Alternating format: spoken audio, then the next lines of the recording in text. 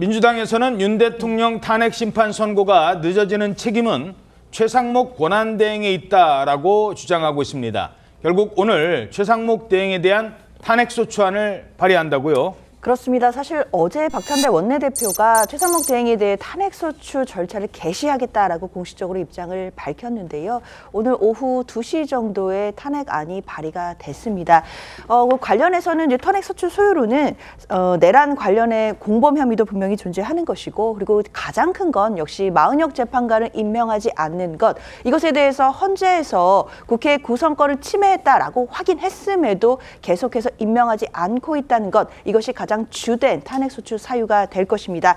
관련해서 이재명 대표도 최대행이 계속해서 헌법재판관을 임명하지 않고 있는 것, 이것 자체가 공직자가 헌법을 이렇게 무시하면 되겠느냐라고 하면서 탄핵안에 대한 발의의 배경을 설명을 했습니다. 자, 이러자 국민의힘에서는 또 탄핵이냐라는 목소리가 나오고 있습니다.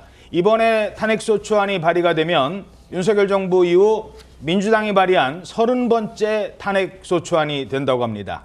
자, 그러면서 민주당 안팎에서도 일부 의견이 엇갈리고 있다는 분석도 있는데, 자, 이번 탄핵안 국회를 통과할까요?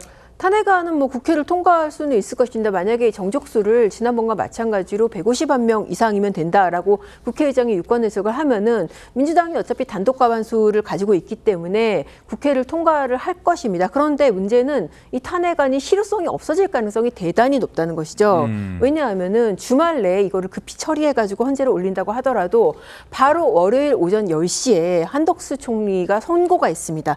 선고가 돼서 만약에 탄핵이 기각이 되면은 바로 직무복귀가 복귀를 됩니다. 하죠. 그렇습니다. 그러면은 최상목 권한 대행 같은 경우는 이미 대행이 아니기 때문에 전혀 심판을 할 이익이 없는 상태가 되는 거죠. 그렇죠. 이러면 심판 대상이 아닌 상태가 되는 겁니다. 그렇기 때문에 사실 오늘 오전만 해도 이렇게 선고일이 잡혔으면 민주당이 탄핵소추를 안 할 것이다라는 예상이 지배적이었는데 지금 탄핵소추안을 지금 올린다는 것이죠. 왜 그럼에도 불구하고 그러면 하는 걸까요?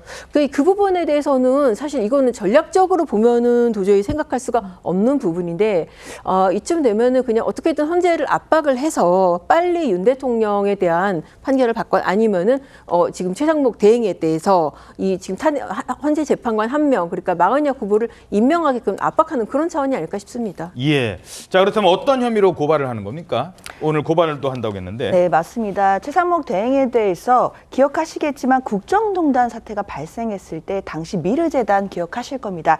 2016년에 최상목 대행이 청와대 경제금융비서관으로 재직하고 있었거든요. 따라서 미르재단 설립에도 관여를 했다라는 의혹이 있고, 특히나 본인의 지위를 이용해서 기업들에게 출연금을 요구했다라는 의혹들이 있습니다. 관련해서는 뇌물죄가 성립할 수 있고, 그 공소시효가 15년이라는 그 긴 기간이 있기 때문에 아직도 공소시효 내다라고 한다면 이 의혹에 대해서 수사를 받아야 된다라는 취지입니다.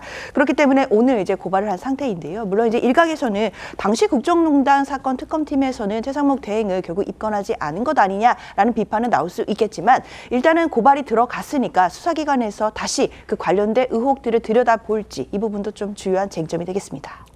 민주당이 최상목 대행을 고발하자 국민의힘에서는 이재명 대표를 고발한답니다.